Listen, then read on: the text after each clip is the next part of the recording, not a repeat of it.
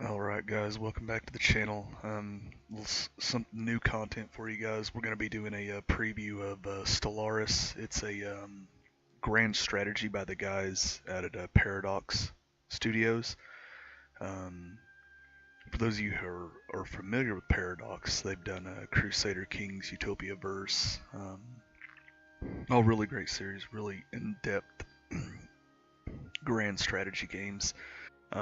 This is a first for them. They've basically taken their Crusader Kings or their Utopia Verse engine and turned it into a space-based grand strategy.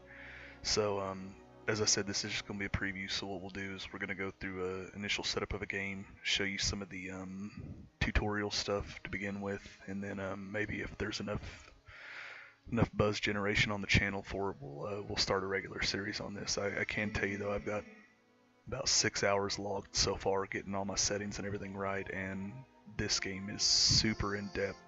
We could probably, depending on the pace of the actual gameplay, we could probably play this game for easily a couple of months before things go really bad, although I have had one game that went really bad really quick. So anyway, let's go ahead and get into it. We'll start a new game. We'll walk through the generation portion of it, and then we'll get into the tutorial stuff. So alright, so you can see here you've got your races along here. You start out with 8 defaults, and then you can create as many as you want to, and you can also save those. So see here, I've already got one pulled up, the Imperial Collective. But we'll jump in here real quick and we'll kind of go through all these settings real briefly. I'm not going to go too in depth into this because I know there are other guys out there with channels that have went pretty in depth in on this. So, starting out, you can choose any appearance you would like. These are all the default creatures, plus there's some for pre-ordering. I got the Creatures of the Void content. So.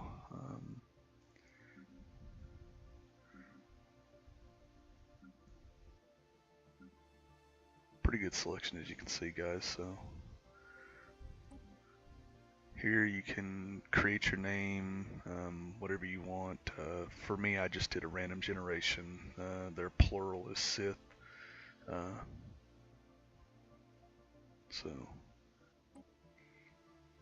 name list, you can choose a name list. So basically, it'll say example is here is it's Hua Yang. And then your ship names: Nautilus, Infinity, Brilliant, Gallant. Planet names are pretty standard, but it all depends on which archetype you pick over here. So I went with Human 2 for this choice. So here in the traits, you get to pick a couple of different traits, and they all do different things. This also, they have negative traits over here, so if you wanted to get something better but you didn't have the points, you could take a negative trait and then plus up those points. So a lot of stuff, and none of them have any really bad effects. I mean, you have non-adaptive, so they're negative 10% habitability, slow breeders, which actually on my next playthrough, and depending on if we decide, or if the channel decides that there needs to be a continuation for this series, I might actually redo this and choose slow breeders, because the humans just breed like crazy, and you end up running into food supplies and all this different, issues. So here's where you can kind of pick what your what your ruler looks like, male, female. Do a name generation. You can choose all the different styles. So as you can see, there's like a gazillion hairstyles, clothes, color variants.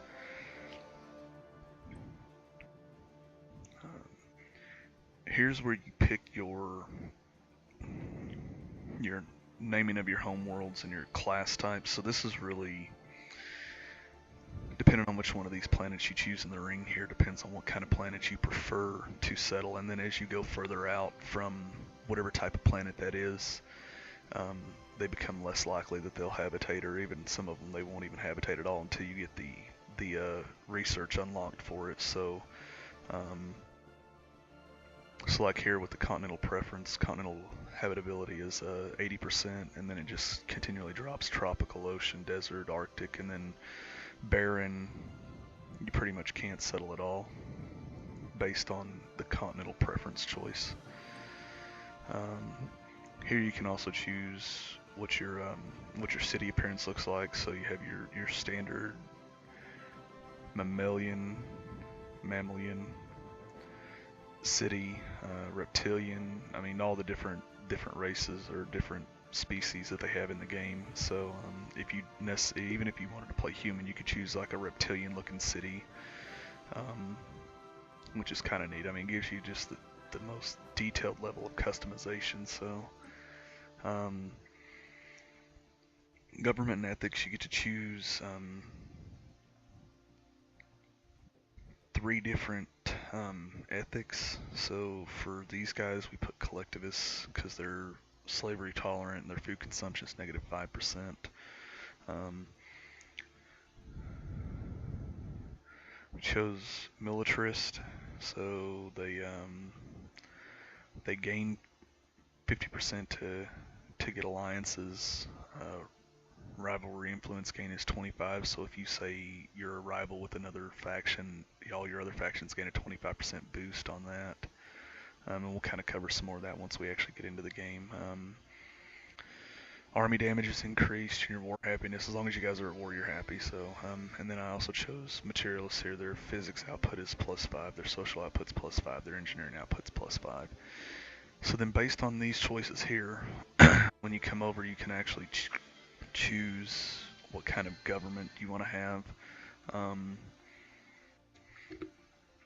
And depending on your choices here, some of these may be locked out. Like this whole left row here is completely locked out for me because I chose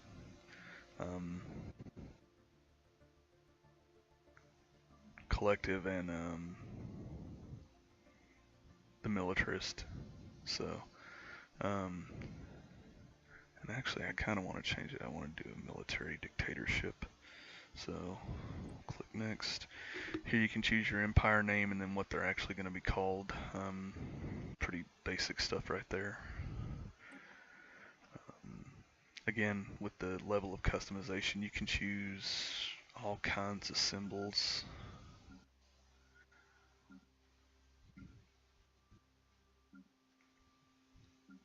So whatever you would like, and then you can change the colors. You can change the background design, so you can go like that, this. So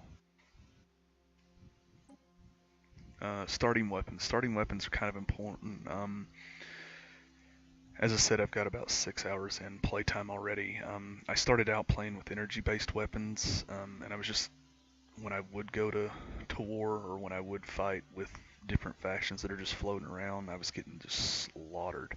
I found that so far the missile weapons, so the space-based missiles armed with nuclear warheads, is probably one of the best starting weapons you can get because it's really hard to defend until much later on in the game. But I'm sure that Paradox is, looking at the forums, watching the videos, so they'll eventually end up nerfing that, bringing it down to where it's more in line with the rest of them. So I did projectile weapons as well. Didn't have a whole lot of luck with those. I mean, and later on, as you're starting to research stuff, you can research both these options for whichever two you don't choose. So, so this is going to be one of those important decisions that you'll make. So this is your FTL, or faster than light method of travel. So the recommendation for new players is warp travel. There's also hyperspace travel and then wormhole travel. So the basic difference between all of these is with warp travel, you have to spin up your FTL drives, you warp into a location, you have a cooldown time, so you're kind of stuck in that location. Hyperlane travel, you have, think of those as like superhighways. You have to use whatever superhighway is available. So if there's not one going to a system that you want to, you may end up having to go the long way around and come back into that system. And for wormhole travel, it's basically you get a wormhole generator in your system, it gets a bubble, how far you can go out, and you'll instantaneously warp. There's no cooldown. The downfall to this one is, though, is you can only go as far as that bubble is for your generator. So if you wanted to go further outside that bubble, you'd have to either set up a frontier outpost or colonize a planet and then set up another warp generator, which can be costly. I haven't really played around with them yet, so. But from all the videos and everything on the forums, that they're fairly costly. So yeah, I mean, it just honestly it depends on your preference. I've been doing the warp travel. I like it. I mean, it works for me, so it allows me to go out and explore and do what I want to do. So. And then your ship appearance. Even though we're playing as humans, you can choose any of the other species ships, depending on if you like the fungoid ships, the arthropod ships, avian. I mean, just whatever you want to do. So. Alright, and then we're back to the screen. It'll just tell us that, okay, these are the choices we've made. You can overview. If you want to go back, you can always click on any of these buttons over here. I'm actually going to save this because I did make a change. Made them a military dictatorship as opposed to the collective or junta, whatever it was that we had originally, so yes. Click the back button. Now, this is worth noting too. So as you start creating, if you create 3, 4, 5, 6, how many ever additional empires that you want to create, you can actually lock them out of the game here. So you can, that's forced. That'll make them always spawn in the game, even if you don't pick, even if you're not playing as them. This is forbidden, and then this is just allowed, and it'll randomly choose. So basically, we'll get into the game now. We're gonna keep this one fairly small for just this preview. So we'll go medium, 600 stars, elliptical shape. This is going to be the number of other empires. This is going to be the ones that have advanced starts, so they're either on level with you or slightly better than you. There's only 3 difficulties. There's normal, hard, and insane. I've been playing on normal, and it's pretty challenging already, so I know there are guys out there that are going to be like, oh no, it's not that challenging. Well, cool. Allowed FTL method, you can do any. You can limit it to what FTL you would like to do, so you can have everybody on the same page as you if you wanted to do warp only, hyperdrive or wormhole. So I leave it on any, and then I'm not playing on Iron Man mode. That's my understanding of Iron Man mode is it's just once they kill you off, you're done. So yeah, we'll go ahead and get into it. Hey, beautiful load screens. It doesn't take that long to load the game either. I mean, so it's nice. Okay. So when you first come in, it's automatically paused for you. It gives you a little background, little canon, if you will, based on your choices. So in the Eon, since the first primitive Darth Fawn communities took shape on the grassy savannas of Drawl, our civilization has spread and prospered. Countless nation-states formed as we advanced to technological ages, warring against each other until only one remained. Although the fighting was often brutal, those who survived nurtured a material tradition that has prevailed to this day. Now, after the successful creation of several experimental subspace fields, the finest minds of the Imperial Collective have finished developing the first warp drives. The stars themselves are finally within our grasp. So it's just it'll open, and it'll change based on what your choices are. So if you chose all peaceful stuff, you didn't choose anything militaristic, this would all read differently. So which is really nice. So. Welcome, Grand Marshal. I am Veer, a prototype synthetic intelligence developed under utmost secrecy by the military. High Command has activated me to serve as your advisor and strategic analyst. So basically, when you first go into the game, unless you're continuing off on a save game, you can make your choices here. Like I said, we're gonna do a little preview. We're gonna do some of the tutorial stuff, so I am gonna enable this. Unfortunately, though, the voiceover, that was pretty much it. He's gonna make some other generalized comments, but you're not gonna get a whole lot of voiceover in this game. So it's a lot of reading. Yeah. An excellent decision. You will have my full support. Building a star empire can be a daunting task. To help get things started, I will be providing instructional missions that cover the basic steps necessary to establish ourselves as a successful interstellar power. Alright, so we'll do a quick UI review real quick. So up here's your pause button. You can choose your speeds. This is called your outliner. This is basically going to show all your fleets, any science ships you have, constructors, all of your worlds. So across the top's your resource bars, your army size, number of worlds you directly control, strategic resources.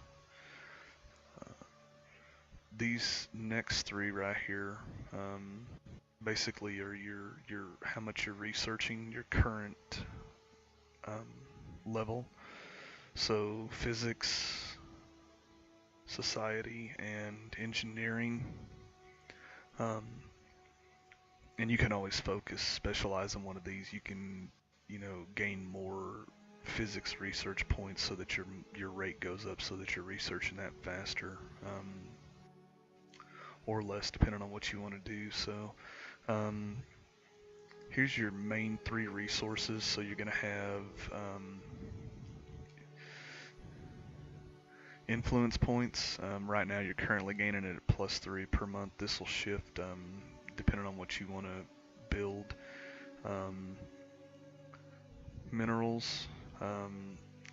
One tip that I could pass on to you guys right now: minerals are key in the game. I mean, everything takes minerals to build ships, buildings, any of your stations that you guys build. It's very important to have this number as high as you can possibly get it. So, and then energy credits. Energy credits, I would say, are probably the second most important resource in the game, because like a lot of your mining stations that you put on planets where you're not habitable, different ground facilities on the planets themselves actually require monthly maintenance. So they require 1, 2, depending on what their level is of energy credits. If you run out of energy credits, you just basically grind to a halt. So over here we have our technology, which all of the next few buttons are going to be hotkeyed out. So technology's on F6. Your situation log, this is where you get kind of your missions or whatever's going on. You can also do research from here, depending on if it's a special project. Your ship designer. Contacts, so this is basically your where you can look and see which alien species you've already made contact with. It's also going to show you like your primitive life forms that you can do different things with. So, and then your empire management screen. So we'll take a real quick look at each one of these. The empire screen lists the planets of our empire, with leaders and the different factions in separate tabs. It also lets us create and manage sectors.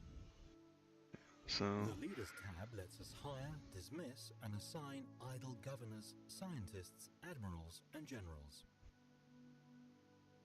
So, and then that's all your scientists. Your scientists are keyed all your research. So the Factions tab provides an overview of the populace's political groupings and allows us to hear their demands and interact with them. Alright. So in the contact screen, we see a detailed list of all the various empires we have encountered. Their opinions of us are visible at a glance, and we can quickly and easily engage in diplomacy. The Species tab lists all types of nominally intelligent beings we have encountered, allowing us to modify or uplift them if we have the means and opportunity.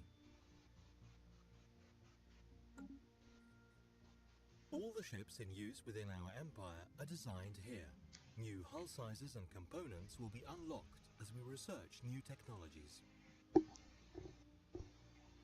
So, like you said, as soon as you start researching new technologies, your stuff will start expanding. So basically, this is the way this is going to work for your ship design. You can either create a new ship based off a hull design, or you can upgrade an existing ship and have it go back to port, or retrofit, upgrade all of its stuff. So, and depending on your hull size, depends on how many of these blocks are opened up. So as you can see here, all the support blocks are almost open, but that exception, that one for your weapons, though, you've only got 3. So I haven't really played around a whole lot with the ship designer, but my understanding is, so each individual block is a small block. If you wanted a medium block, it would be those 2, and then a large block would be all of them. So, or some combination of that form. You can also upgrade your ship's warp drives, combat computers, your thrusters, so maneuvering while you're not FTL travel, and then your radar, depending on how far out you can see your ship. So, and then it gives you all your numbers here, and as you add stuff to it, this cost will go up, the build time will go up, maintenance costs will go up. So yeah, so say we wanted to add more fusion reactors to this, push the power up, we could if we wanted to. So yeah, it's really nice, really robust ship creator. So the situation log displays a list of all currently available special projects and various other points of interest. New items will likely appear as we begin exploring the galaxy. So as I said, this is where you're going to get all your missions and special project stuff. So it's also got a victory tab. Certain conditions that we can strive to fulfill to ensure that the legacy of our star nation will endure for as long as there is intelligent life in the galaxy. So as you can see, there are 2 different types of victory. Domination, which is 40% of all the colonizable planets. I couldn't even begin to tell you how many colonizable planets there are going to be even in a medium game. So far, when on my playthroughs, I've run across 15 or 20 colonizable planets. So you're looking at a sizable amount. So, and I'll give you guys a pretty good idea here in a second. I'll exit out of this screen and I'll pull you out to the universe map to show you just the sheer size and scope of what you're dealing with. So, real quick before we do that, this is going to be your system map. This is basically going to show you all your stuff. So here we have our initial starting fleet, our spaceport. This is where you build spaceships. You can do add-ons to this, upgrade it. It also serves as a defensive force for your main planet. Science ships, you have a constructor, so you can build mining outposts and frontiers and different things like that. So then you have your actual planet. So, and this is a pretty standard for 4X games, because this really, even though it's a grand strategy, it's kind of 4X-ish. You go out, you explore, you exterminate, you research, you expand. So, but this is your system map. So once you actually pull out to your galaxy map, it'll show everything that lies within your area. So right now this was kind of a bad starting location, because right now all we have is just this one planet. So to get this planet under our rule, we'd have to create a frontier outpost or colonize a planet. Any of these would be the same thing. So and then realistically, you wouldn't really want to put a frontier outpost right there. It would just be a waste of space. It'd be probably more like here, or maybe over here. But so there's the size of the actual galaxy map, guys. So as you can see, I told you it was going to be huge. So and who knows how many colonizable planets are actually in this whole thing. So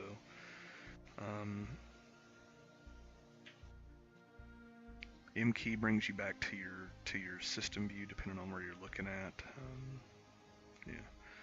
So we'll hit the research tab, or Technologies tab next. The Technology screen is where we will be directing our research efforts. Technologies are categorized into 3 different fields, with each field typically having 3 available research options. Alright, so, as you said, three separate research fields: so physics. This looks like your infrastructure stuff. You know, energy stuff for your ships. So fusion reactors make them have more energy.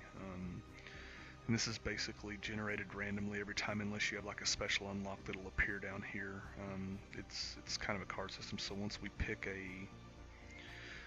the orbital energy stuff, the solar panel network.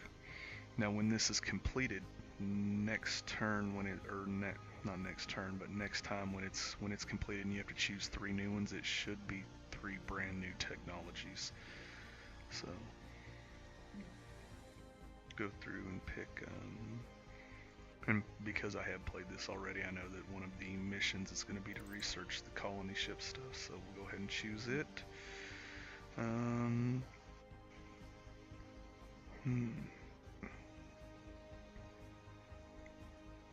So then you can hover over and it'll tell you exactly what it is. So this is an engineering facility. So we'll go ahead and choose that one. Alright. Yeah, I think we'll hit unpause and we'll start getting some more tutorial stuff going. This video may run a little bit longer than normal, so bear with me, guys. So as it starts out, we need to check our tab. Let's see. Situation log. What do they want? Okay, they want us to survey our home system. To overcome the vast distances that separate star systems, our scientists have developed the warp drive. Ships equipped with this device can travel between systems at velocities exceeding that of light speed. Yep. Alright, so we'll choose our science ship first. This is our science ship, which is used to survey astronomical objects such as planets in a star system.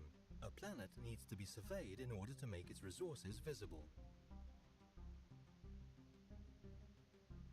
Yeah, please don't show again. Alright, so this is your science ship. It's got a lead scientist assigned to it. They all have different specialties. So hers is anomaly discovery chances +10. Anomalies can give you any different number of things. They'll also unlock certain researches to get you better technologies, rare technologies, or other things, but also be warned that they can go bad, and then she can die, and then you're just, if you have 4 or 5 levels invested into her, then you're out of luck. So so basically, to survey a system, the best way to do it is either go out to the galaxy view or click this button here, the survey.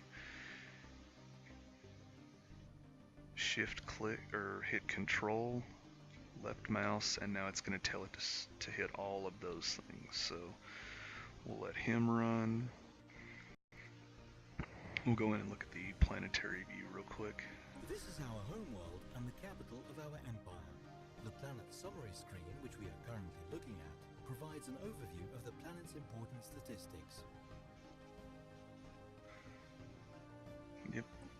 Okay, so here's your Research in new technologies will be critical to our success. I tell you this not merely as a product of unfettered technological progress, but as your trusted advisor and, I suspect, your only true friend.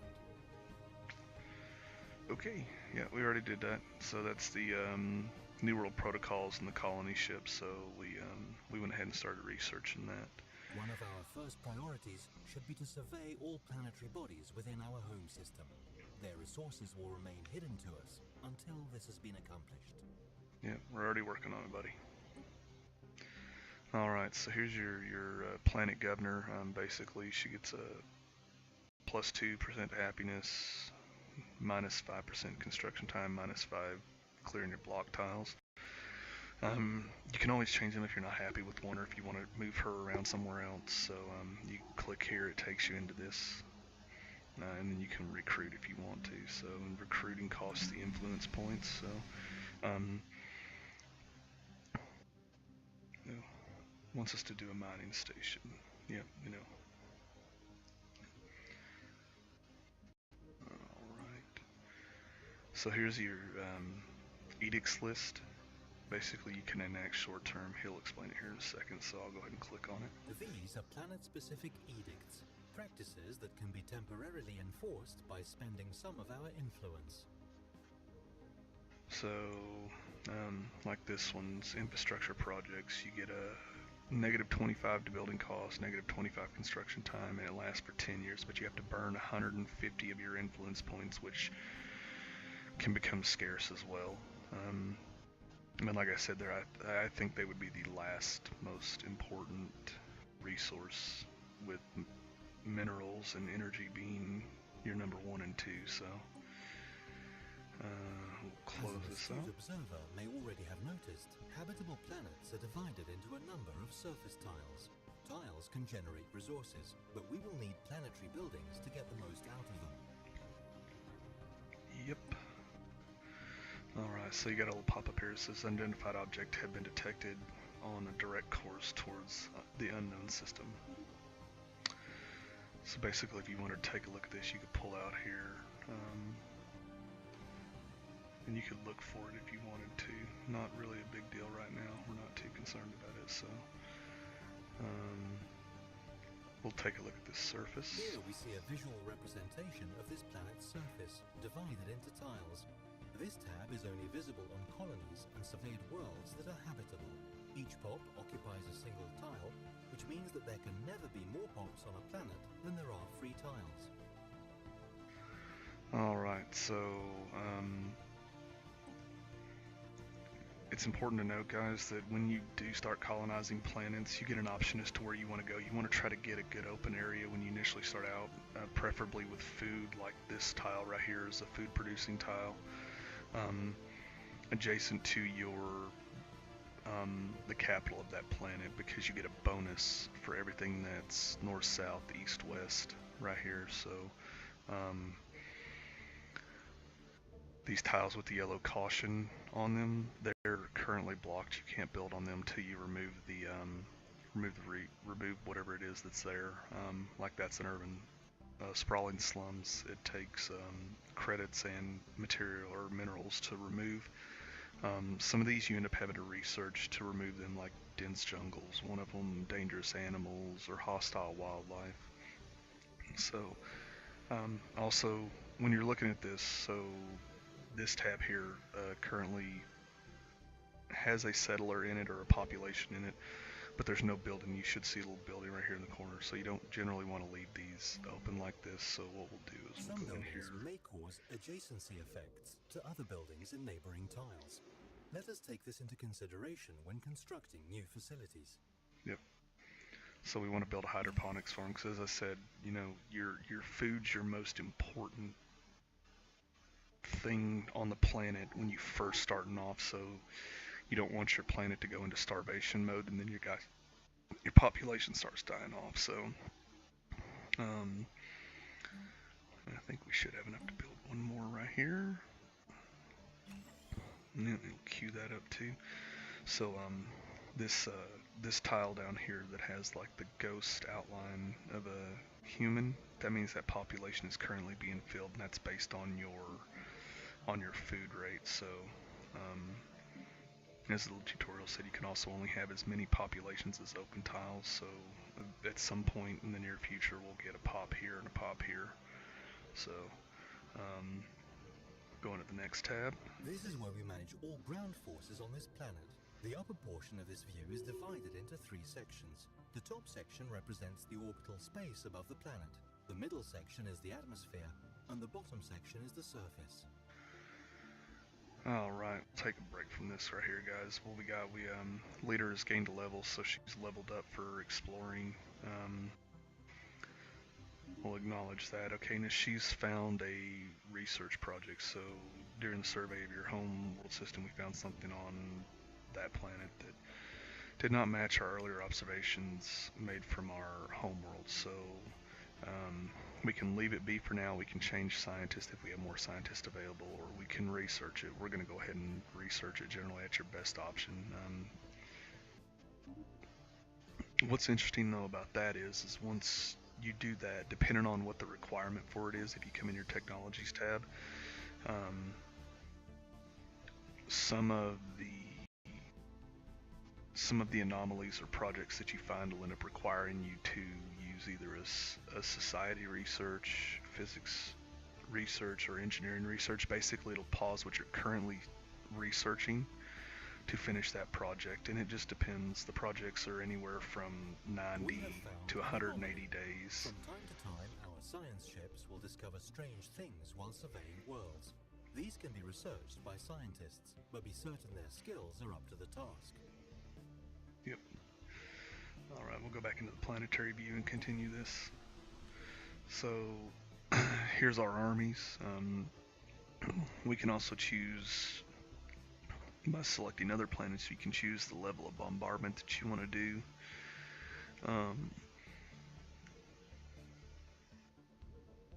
You can also send ground forces in. The Spaceport tab is where we view orbiting fleets, build new ships, and upgrade the station itself. If a planet has no spaceport, we can order the construction of one if we have the necessary resources. Oh. So we got another anomaly popped up.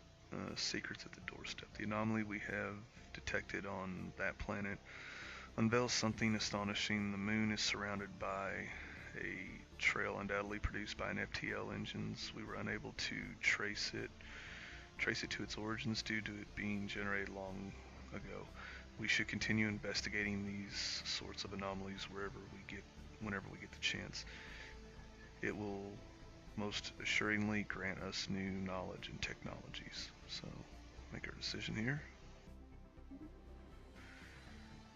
Then you can go into your situation log, see here, and they started updating stuff. So they want us to build a mining station. They want us to research the colony ships, the tutorial on planetary buildings. So this one is construct a building. So,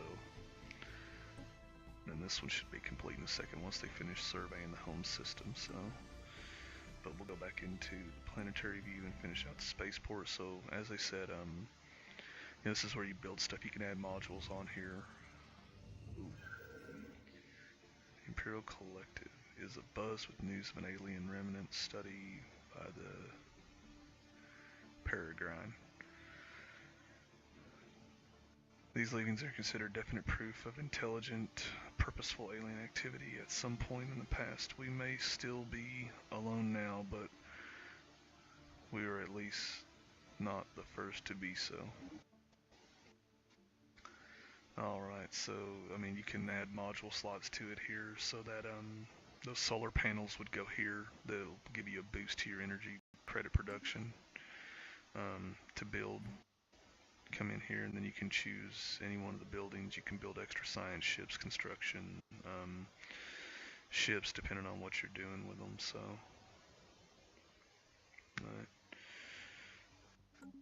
Alright, we're,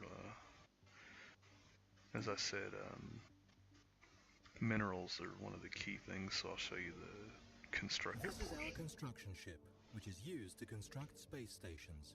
When an astronomical object, such as a planet, has been surveyed, we can order this ship to build a research station or a mining station to exploit any resources it may have. System survey complete. Alright, so we're in our construction ship options now. We'll click the build mining station.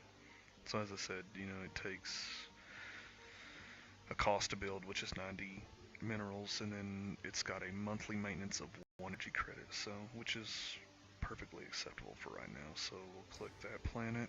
We're gonna build there. We did get we did completely survey our system, so.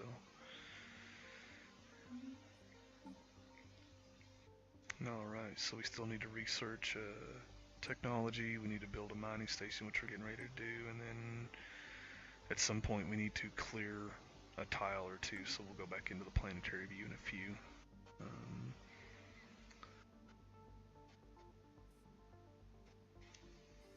Well done. The survey of our home system has been completed. We now have access to planetary data that the astronomers on our homeworld could only dream of a mere generation ago. Surface tiles on habitable planets are sometimes blocked, preventing their use. Clearing a tile blocker takes time and costs minerals and energy credits, but the free space often makes it worthwhile. Excellent. Construction has been finished on our new planetary building, and it should now begin producing resources. Alright guys, this video's already sitting at about 40 minutes, which is a lot longer than what I've normally been doing as of lately, so there's a lot to cover for this. So I think I'm actually going to make this a two-part video, and then like I said, if there's enough buzz generation on the channel for a continued series, we'll go ahead and jump into a let's play on it, you know, and go out from there. So remember guys, I'm your host Imperial Arm. If you liked the video, please hit the like button below. Subscribe if you want to see more content. Just a preview, Homefront The Revolution is coming out next week as of this video being posted. We will be doing a let's play on that. I'm super excited about it. Love the first one. But anyway, until next time guys, that's all.